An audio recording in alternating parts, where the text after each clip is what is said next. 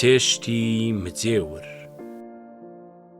ژیان نامەی خۆنووسی هەژار زنجیرەی سێزدەیەم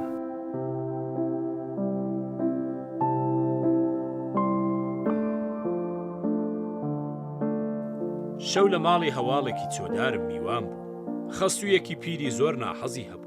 لێی پرسییم کاکە مەلا ڕاستە دەڵێن کەسێک دڵی جیرانان بێشێنێ لە قەبرا دەبێتە مەیمون؟ گوتم نادایەک گیان، خوددا دوو جار کەس ناکاتە مەیمون. ژنی کابرا جحێڵ و جوان بوو. نازانم لە خۆشی هاتنەوەی مێردەکەی بوو یان کەیفی بە من دەهات تەواو دڕدۆنگی کردم. هەرچەند جێگەش هەبوو لێفەم برد و چوومە مزگەوت کە لە بەڵا بە دوور بم. سبەی ئەو ڕۆژە بە تەنیا ملی ڕێم داگرت. لە ڕێگا تووشم بوو بە تووشی دوو پۆلیسی کوردی عێراقیەوە. دەمەویست خۆم وەک خەڵکی وڵات نیشاندەم. گوتم مانگوو نەبن. لێیان پرسییم کوێن دەری؟ خەڵکی کەناروێم. پۆلیسیەکان پێکەنی گوتی دیارە خەڵکی ئێرانی بڕۆ کارمان پێت نییە، بەڵام مەڵێ مانگوو نەبن سەیری دەڵێ. گەیشتمە قاوەخانەی ئەزمەڕ. 6 چام لەسەری خواردەوە. کابرایەکی قوڵەخڕەی میوان لێی پرسییم چکارەی؟ قاوەچی شانی گرت و فڕێدا دەرێ. گوتی حەقت چییە لە مشتری من دەپرسی؟ پوڵی ئێرانیم بۆ دەرێنا. 5 قڕانیەکی هەڵگرت. لە گۆیژە سەرکەوتم. تووشی کاروانێک بووم دەچوونە سلێمانی. لە نێو قساندا تاریفی ئەسپەڕەشی شێغلەتیف بوو کە زۆریان مبالەغە تێدا کرد. پیاوی سادە و دەشتەکی دەسەڵاتداران زۆر لەوە زیاتر دەبینن کە هەن. تەنانەت باز گەیشتە ئەوە کە تاژیەکانی شێغلەتیف نیوە ڕۆژ و شێویان هەر پڵاو و گۆشتە. هێندێک دەیانگوت بریا تاژی شێخ بووینایە. ئێوارە درەنگ گەییمە ناو شار. لە دڵدا بڕیارمدا بوو بچمە حوجرەی مزگەوتی گەورە و ببمەوە فەقێ.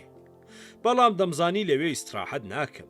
زۆر ماندوو بوو. 9 ڕۆژ بوو بەو هەموو دەردەوە بەڕێوە بووم و لە حەبسی شەوە هەڵات بوو. بە ئەم شەو بچمە مسافرخانە. لە کابرایەکم پرسی مسافرخانە لەکوێیە؟ بانگی کرد مەلاوە گوتی بڵێ هۆتێل، مسافرخانە قاچاغە. بردمی و لە دوور هۆتێلێکی نیشاندا. بردیانمەوە تاغێکی دووتەختی. کەسی تریژ نەبوو. سەرما بوو. گوتم ئاگر. گوتیان نیمانە. ئەگەر خۆت خەڵوز بکڕی بۆ دەگەشێنینەوە. بە خەڵوزی خۆم گەرم کردەوە. شەو میوانێکی تر بۆ تەختی دووهەم هات. لاوێکی بێمووی جوانچاکی 16 و 17 ساڵە بە تفەنگ و فیشەکدانەوە. هەر کە زانی مەلام هەڵی پێچام نوشتەی بۆ بنووسم کیژێک حەزی لێ بکە. تێم گەیاند کە من لەو مەلایەنە نیم. شەو دەتمەنێک ئێرانیمدا بە خاوەنی هوتێل. 4 پەنجایی دامی و چوومە قاوەخانە. هەر پەنجاییەکانم هەڵگێڕ وەرگێڕ دەکرد و دەم خوێندنەوە و زۆرم پێسەیر بوو. نەشم دەزانی بەرامبەر بە چەند پوڵی ئێرانە. خەیاڵات بردبوومیەوە. هەیاران لە بۆکان بیستمان کە شاری پێنجوێن بە بوومەلەرزە وێران بووە. کابرایەکی شاعیری پێنجوێنی بە ناوی موفتی کە جارێک لە بۆکان لە کاتی نەخۆشیمدا سەری داوم تۆ بڵێ لێرە نەبێ؟ دەی سا چۆن بوێرم و لە کێ بپرسم؟ دوو کەس لە نزیک من تەختەیان دەکرد. بە نووزەیەک لە یەکیانم پرسی تۆ موفتی تووتنسی دەناسی؟ نایناسم. ئەوی تر گوتی کۆرە ئەو کابرایە لە جادەی تازە دوکانی هەیە. بۆچی تا؟ بۆ هیچ هەر پرسییم. دەڵێن خنکاو پەلاماری پوشیش دەدا. من کە ئاوارەیەکم لەم شارەدا کەس ناناسم ئەمەش هەر باشە دەی دۆزمەوە. شەو هەواڵەکەی هاوەتاغم گوتی سبەی ساعت 5 دەسمە حەمام. تۆ نایەی؟ ئای دەخیلت بم بەجێم مەهێڵە.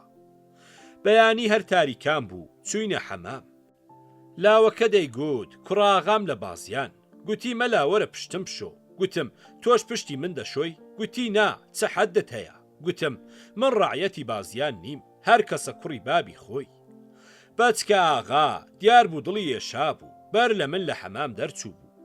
تاو هەڵنەهات بوو لە حەمام دەرچوو. لەسەر دوکانێکم خوێندەوە گەلاوێش. لە چاخانە مامەوە تا دوکان کرانەوە. چوومە گەلاوێش پرسییم دوکانی موفتی تووتنسی لەکوێیە؟ کابرا بە ترسێکەوە دەستی بە دەمیەوە گرت. یانی دەنگ مەکە تەواو ترسام. مشتریەک لەوێ بوو دەرچوو. خاوەن دوکان گوتی وەرە. زۆر لە دوورەوە وتی ئەوە جادەی تازەیە و گەڕایەوە. پێدا چووم تووشی موفتی بووم کە ناوی چکۆڵەی مەلا کەریم بوو. لەسەر دوکانێکی ڕوتەکە دانیشت بوو. هەر سڵاوم کرد بە گەرمی بە خێراتنی کردم. دەی چۆنی؟ چاکی شکر ماڵ و منداڵ چۆنن؟ هەموو لابەکەیفن فرۆشتت شکر خێرت کرد دەی سەرچاوم هاتی. زۆری ڕست گوتم وا دیارە ئەوە کڵیشەی دوکاندارە بۆ هەموو مشتریەکی دەڵێن. دەزانم نامناسی گوتی ڕاز دەکەی دە تۆ کێی من هەژارم دەستی کردە گریان و فرمێسکی داباری. بریا کوێر بام و نەمدی باشۆڕ شتێک چووە. ئەم گریانەی پێناوێ ئێستا من چ بکەم چۆن کەس نەمناسێ. گوتی من ماڵوێرانی بوومە لەرزەم 2 مناڵم هەن سەر و پێچکە ژنەکەم 6 ساڵەی فلیجە و بەدەزە و دیوەم دیوی پێدەکەین. تا قەژورێکی بن عەرزی تاریک و شەدارم بەکرێ گرتووە ڕۆژانە بە 1000 زەحمەت نانی وشک و چایی لەم دوکانەم پەیا دەکەم. لە مێر و لەش بێدەسەڵاتترم من ناتوانم بتحاوێنمەوە لێم گەڕێ باسی تۆ بۆ برادەرێک بکەم. ئای نەکەی نامەوێ کەسی دیکە بزانێ دەوڵەت پێم دەزانێ و دەمداتەوە بە ئێران. نا خاتر جەمبە ئەو برادرە 100 جار تواوەتەوە و ساف کراوە تا تەواو بۆتە کوردێکی تەواو عیار و بێعیب. وای کرد کە ملمدا بەو بڵێ موفتی شاعیر ڕۆیشت و زوو هاتەوە. زۆری پێنەچوو کابرایەکی درێژی ڕانک و چۆغە پڕپینەی عینەکی ئەستور لە چاوی ڕیش و سمێڵ تاشراوی تەمەن بەناوداچوو پەیدا بوو. نە سەلام و نەکەلام هەر لە ڕێوە پێی گوتم ئای لەو پشتێن دەگرێت چنا مەلا دەڵێن هەر گرەیەکی شەیتانێکی تێدایە ئەو مێزەرە سپیاڕش و دارە چییە تێڕیم. گوتم بەخوا ئەو کابرایە شێتە. دانیش گوتی هەژار نایەوێ خۆت کزکەی من چەند جارم وەک تۆ بەسەر هات دروستمان کرد و لێمان ڕووخایەوە ئێستاش ناهومێد و دڵسارد نیم. موفتی لە پێشدا پێی گوتم ناوی میرزا ڕەحمانی بانەییە و بەمان میرزا دەیتوان. گوتی هەستە با بڕۆین. لە ڕێگا لێ ڕوانیم گوتی ڕەنگت زەردە وا دیارە برسیت. نەخێر برسی نیم. دەی درۆ مەکە زۆرت برسیە. بردمیە کەبابخانە تێری کردم. شەو لەکوێ بووی چیان لێساندی؟ چووینە هوتێلەکە بەگشت خاوەن هوتێل داهات تۆ چۆن دەست بڕێکی 450 لە باتی دەتمەن دەدەی؟ لە حیسابدا دەرکەوت کە بەسکاغا پوڵی نەداوە و لەسەر من حیساب کراوە. کاتێ لە دەفتەرمان ڕوانی من خەڵکی کەناروێ و ئەو بازیانی نووسرا بوو. پوڵی ئەویان لە من نەگێڕاوە و زانیان کڵاویان لەسەر نراوە. میرزا بردمێ دوکانی دەلاکێک گوتی وەستا ئەم کوڕا هەم دەروێشە هەم سۆفی من پەشیمانم کردوێتەوە چونکە خزمەتی پرچ و ڕیشەکەی بۆ ناکرێت تکا بۆی بتاشە. دەلاک تەماشایەکی سەری کردم گوتی مام میرزا ئەمە کاکۆڵی هەبووە پرچی نەبووە گاڵتەی خۆتم پێمەکە. پاش سەر و ڕیشچاکردن هێنامیەوە ماڵە خۆی حەوزێکی هەبوو گوتی ئەم قاچە پیسەت پشۆ با بۆ گەنت نەیە. چووینەوە تاغێک کە بۆ میوان و تەریک لە وەتاغی ناوماڵ بوو. پاش تاوێک بە شەرمەوە گوتم تینومە. گوتی من نۆکەری بابت نیم تینوتە بەد جەهەنەم بچۆ لە ماڵ داوای ئاو بکە. وزد بوو. دیسان تینوەتی زۆری هێنا. ناچاری کردم بچم بانگ لە ماڵەوەی بکەم کە ئاوم دەنێ. خێزانی ئاوی بۆ هێنام هەموو نیازی میرزاوە بوو شەرم نەکەم و خۆم بە پاژێک لە خەڵکی ماڵ بزانم. شەو نوێنی دامێ و بەجێ هێشتم کە بخەوم. سەعاتێک بە دیوارەوە بوو. هەموو سەری سەعاتێک بە گرم و هۆڕی ڕادەپەڕیم. خوایە چ بکەم؟ هەستان بە پشتێن دەکەم کلکی سەعاتم بەستەوە بە بزمارێکدا و هەستم لێ بڕی. بەیانی میرزا هات و دیتی گوتی ئای شەیتان هەردەم گوت دەبێت دەگەڵ سەعاتەکە چۆن ڕابوێری. زۆر زوو بوومە کوڕی ماڵ و شەرمی میوانەتیم نەما. کەوتمە لێ کۆڵینەوەی مام میرزا. پیاوێکی زۆر سەیرم دی بە دڵ و دا و هەواڵی لێ قەوماوان بوو. لە کاسبیدا شەریکە دوکانی یەکێتر بوو کە خۆی هیچ کاری نەدەکرد. زۆر زانایەکی خاوەن معلومات بوو بە سەدان کدێبی لە هەموو بابەتێکەوە متاڵا کرد بوو. هەرچی خوێند بوویەوە لەبەری بوو. دژی شێخ و دەروێش و مەلای نەزان و مێشک وشک بوو. هیچ مەلایەکیش لە کێشەدا دەگەڵی دەرنەدەبرد. زۆریان بە کافریان دەزانی و بەبێ ئەوە بزانن بابی چییە دەیانگوت میرزا بۆتە بابی. خۆی نەزری خزمەت بە داماوانی کورد کرد بوو لە کوردایەتیدا سووتا بوو. شەوێک چیرۆکی ژیانی خۆی بۆ گێڕامەوە. گوتی ماڵمان لەبا نەبوو منداڵێک بوو بابم مرد و قەرز و قۆڵەیەکی زۆری لەسەر بوو. بەڕووتی و پێخواسی هاتمە شاری سولەیمانی و حەماڵی بازاڕم کرد. پاش چەند ساڵ هەوای چوونە بەغدام کرد. لەبەر کاروانچیان پاڕامەوە دەگەڵ خۆیانم برن خزمەتی وڵاخ و باران دەکەم گوتیان تۆ پێخواسی و دەڕۆژ ڕێ دەرنابی ئێوارەیەک لە کاتی جەماعەت چوومە مزگەوتێک جووتە کەوشێکی تازەی ڕەنگ زەردم دزی تا قەراغ شاری بەغدا دەگەڵ کاروان بووم و جیا بوومەوە شەو لە حەوشی بارەگای غەوز وەک سەتان ڕووتی بێجێ خەوتم وا دیار بوو غەوز دەیزانی من عاقیدەم پێی نابێ بۆیە کار بەدەستی غەوز زیاد لە هەمووان منی دەرکرد گوتی تۆ لەوانەیە دزبی لە کۆڵانێ خەوتم بەیانی جوولەکەیەک خەبەری کردمەوە کە ئەگەر شتێک دەکڕم لە خۆی بکڕم سەرگەردان دەخولامەوە لە شوێنێکی دەم دەجلا چوومە قاوەخانەیەک چایان بۆ هێنام نەم خواردەوە گوتم پارەم نییە هەر لێم گەڕێندانیشم نیمە ڕۆژە و هیچم نەخوارد کابرای قاوەچی بەزەی پێم داهات نانی دامێ وەرم نەگرت شەو هێشتیان لەسەر نیمکەتێ بنوم بەیانی دیسان نانیان دامێ نەم خوارد گوتم تا کار نەکەم و نانی ڕەنجی شام پەیا نەکەم هیچ ناخۆم دەباخچی بەوێدا ڕادەبرن قاوەچی گوتی ئەو کوڕەش بەرن سەرمتان بۆ بشووە ڕەگەڵیان کەوتم زۆر زوو دەریان کردم گوتیان کار نازانی هاتمەوە قاوەخانە ئەو شەوەشم بە برسیاتی ڕابوارد بەیانی ئەو ڕۆژە یەکێک هاتە قاوەخانە و بە قاوەچی گوت لاوێکمان دەوێ لەبەردەستی ئاشپەز کار بکەو ئەمین بێت قاوەچی منی نیشاندا گوتی خزمی خۆمە من زامن بیبن هاتمە دانشکدەی علومی عەرەبی و درامە دەز ئاشپەز هەر ئاشپەز چاوی پێکەوتم وا زەرد و لاواز و بێتین پاڵێکی پێوە نام و بەرەو دەرگای ڕەتاندم وەختا بوو ملم بشکێ بڕۆ دەرەوە تۆ بەکار نایەی گریام گوتم برسیمە بۆیە بێهێزم بەزەی پێم داهاتەوە نان و چێشتێکی دامی و ملم لە پیواز پاککردننا وەگاگری قودرەتێک کارم دەکرد دامەزرام وردە وردە خۆم خۆشەویست کرد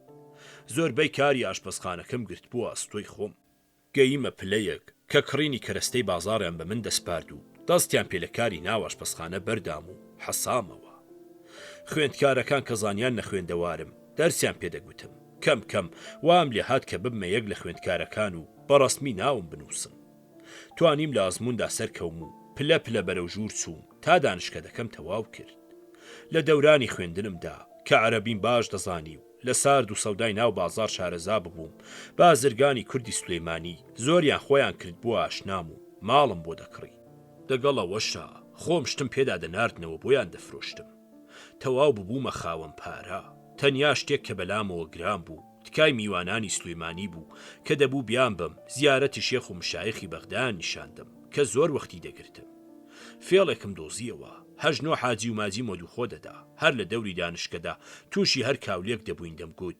ئەلفاتیحە دوعا بکەن لە جوابی پرسیاراندا دەمگوت ئێرە ئاشپەزخانەی هاروونە ڕەشیدە ئەوە ئاودەستی ئەلقادر و بیلایە فڵانە جێخەوی عەزوونە بیلا بووە و هەروەها زۆر شتی دی هێندە ماودەستی خولەفای عەباسی پێشان دەدان تا ماندوو دەبوون و دەمیان لە دوعاکردن وەڕەز دەبوو دەیانگوت میرزا با ئەو جار بەس بێ بۆ جارێتر لە پاش تەوابوونی دانشکەدا جووتێک کەوشی زەردی زۆر باش و عەبایەکم کڕی و چوومەوە سلێمانی دەوڵەمەند دۆستی زۆرە لەبەر داوەتکردن سەری خۆم پێ نەدەخورا هەر جەمەی لە ماڵێک بوو ڕۆژێک لە میوانی حاجیەکە بووم کە کەوشم لێ دزی بوو حاجی هەرداخی کەوشەکەی لە دڵدا مابوو با ئەنقاست باسی کەوش دزانم کرد گوتی میرزا گیان ساڵێک نازانم چ سەگ بابێک جووتێک کەوشی لە مزگەوت لێ دزیم ئێستاش لە بیرم ناچێ کەوش و عەبام لە پێشدانا گوتم من دزەکە بووم ئەم عەبایەش سووتی کەوشەکەت چوومەوە بانا قەرزەکانی باوکم دایەوە و لە سلێمانی ملم لە بازرگانینا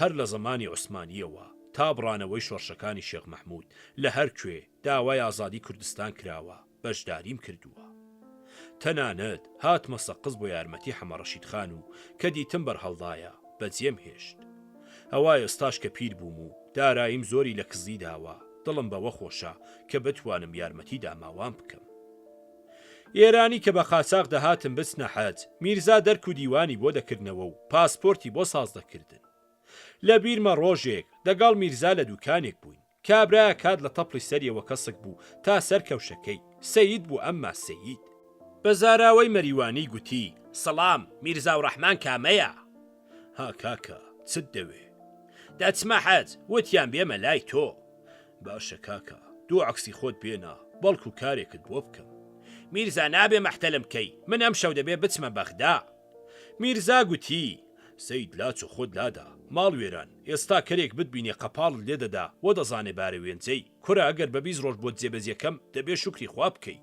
ئەرمەنیەکی ئارەق فرۆش جارێک بە شەرمەوە لە من لێوانەوە گوتی مام میرزا تۆ دەڵێن پیاوێکی لە پرسیار تووڕە نابی ئێوە دەڵێن دینی ئیسلام حەقە و دینی گاوران بەتاڵە کەچی ئێمەی گاورەکان نە شەڕ دەکەین نە ژن هەڵدەگرین نە دزی و چەتەیی دەکەین ئەو کارانە هەمووی لە موسڵمانان ڕوودەدا چۆن وا دەبێ؟ میرزا چاوەکانی کەس کرد و گوتی کەسپەڕ هەر نانێکت دەست کەوت لە تێکی بکە بە خێری مەسیح کە بە سەڵتی مرد ئەگەر مەسیح ژنی هێنابا و 3-4 جاشەکەری بەجێ هێشتبا ئێستا 1000 خۆزگەتان بە موسڵمانان دەخواست هەتی و کێیە کاری خراپ دەکا تا بڕوانە هەمویان عەولاد ڕەسوڵەکان و سەیدی بەرزنجەن کام کرمانچ خراپە دەکا. جارێک مەلا شێخ نووری ناوێکی زگزلی بەگیر هێنابوو پرسیاری لێ دەکرد مامۆستا شێخ نووری چۆنە خوای تەبارەک و تەعالا دەربارەی ژن عەدالەتی بە خەرج نەداوە جگە لەوەی کە لە شایەتی و میراتدا دوو ژن بە پیاوێکە دەڵێن پیاوی بەهەشتی 70 حوری دەدەنێ و ژنەکەی سەر دنیاشی دەدەنەوە واتە گەر ژنێکی زۆر خوداپەرستی وەک ڕابیعەی عەدەوی کە بە ئەولیا حیسابە لە پاش مردم بچێتە بەهەشت 70 هەوێی زۆر جوانی هەیە کە لەسەر دنیا دەگەڵ هەوەیەک نەدەحەواوە. مەلا گوتی ژن لە بەهەشت زۆر کەیفیان سازا ئەم پەنیرە لە زیزەی بەهەشت دەخۆن خەمی چیانە؟ واتە مامۆستای بەڕێز کچی من کەشوو دەکا هەر بۆ پەنیرە خۆ لە ماڵش پەنیری هەیە. لەمەوە باسی بەهەشت و جەهەنەم دامەزرا. شێخ نووری گوتی بەو قورعانەی لەسەر ڕانی ڕاستم داناوە شتێکم دیوە ڕەنگە گەر بیژێرمەوە بڕوان پێ نەکەن. بەڵێ بیفەرموو کێ بڕوانەکە؟ شێخ نووری دیسان 3-4 سوێندی خەستی خوارد و گوتی لە گوندی سیتەک شەوێک چوو بوومە سەر ئاو دیتم زنجیرێکی ئاگرین هەر ورشەی دەهات لە ئاسمانەوە داهێڵرا خرایە ملی مارێکی زەلامی بەقەت هەژدیها مارە دەیزیڕاند هەڵیان کێشا و بەرەو ژووریان برد تا لە بەرچاوم ون بوو سەیرم دەکرد دیارە بردیانە ویزەی جەهەنەمیەکان. مام میرزا گوتی باوەڕت پێ دەکەم تۆ درۆ ناکەی بەڵام پێم بڵێ جەهەنەم لەکوێ و بەهەشت لەکوێیە؟ میرزا تۆ خۆت دەیزانی کە بەهەشت لە ژووری ئاسمانان و جەهەنەم لەژێر حەوتەبەقەی زەویدایە.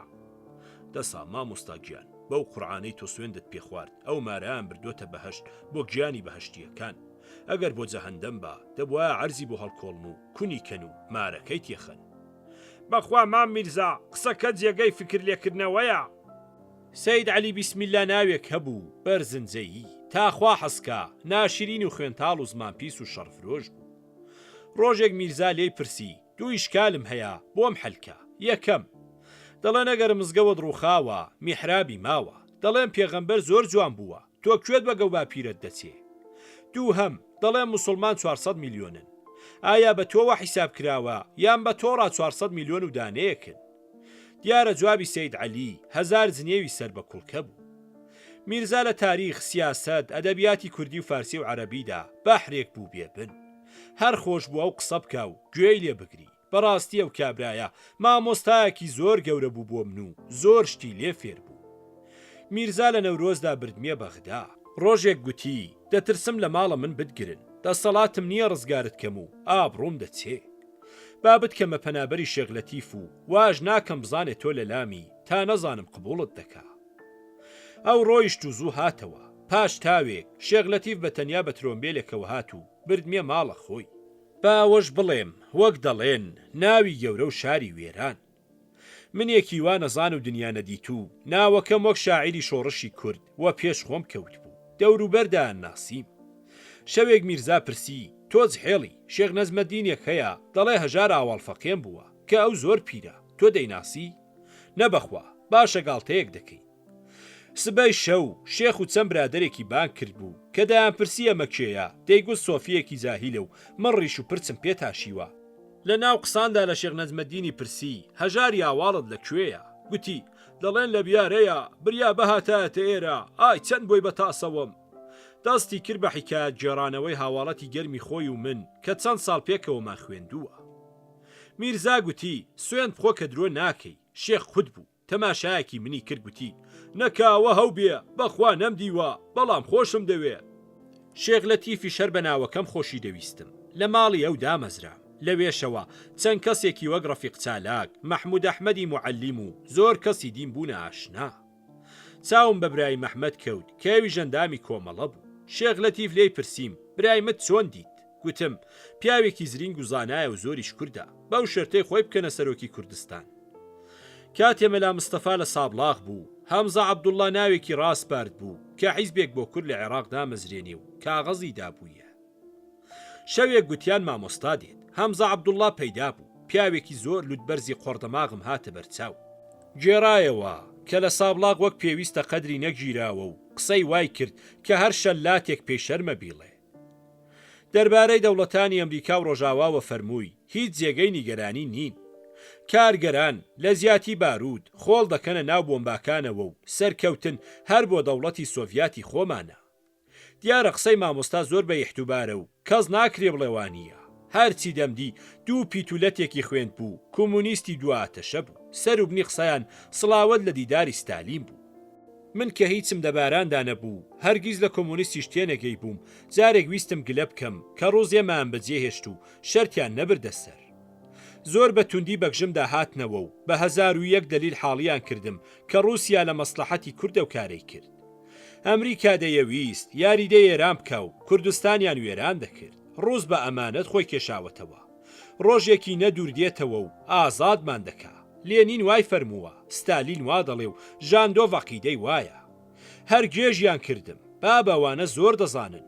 ئیترە و جار منیش عوزرم بۆ رووسیا دێناوە و دەمەویزە و خۆ لە کوردستان بێخاوەنکردنەی بە 100 باردا پینە بکەم تا نەڵێن ڕیجعی و نەزانە. لە بیرما یەک لە دەلیلە باشەکانەوە بوو، مەسەلەی کوردی ئێران و هەرای یۆنان هەبوو. چینی 600 میلیۆنیش هەبوو. رووسیا بۆەوە چیم بکاتە هەواڵی خۆی و تااقەتی ئەو هەموو جەبهەی نەبوو، چونکە لە شەڕی ئاڵمان زۆر زیانبار و لاواز ببوو، دەستی لە قازی و مارکۆس هەڵگرت و چینی بردەوە. دوو دەسرەی سوتاو قەیسەریەکی وەگیر کەوت. پیا و قەیسەری هەبێ دەسرەش پەیدا دەکاتەوە. ڕووس و چین ئامریکا دەخنکێن و ئێمەش لە چنگ ئێران و تورک دەردێنن. کوێوێ ئەو قسە خۆشەیەوە بەردڵ نەکەوێ، بەڵام کەی ستالین دەزانێ. ها ڕاز دەکەن، منیش لە شیعرێکمدا لە تەورێز گوتبووم ستالین دەزانێت چییە حاڵمان. کاکێم نیش گوتپووی ستالین گوتوویە یەمان پرسیسکی کوردیسکی خەروشۆ، فارس خراپە و کورد باشە. ئەمما ئێمە مانای قسەی خۆمان نەدەزانی، ئەوانە زانان و دەزانن دەڵێن چی. خولاسە منی یاوارەی ماڵوێران و کڵۆڵی پاشەکشەی ڕووسان لە ئێران خواخوان بوو بە ڕیجعیم نەزان و بە کۆمۆنیستم لە قەڵەمدەن و لەگەل هەڵم ناوێرن.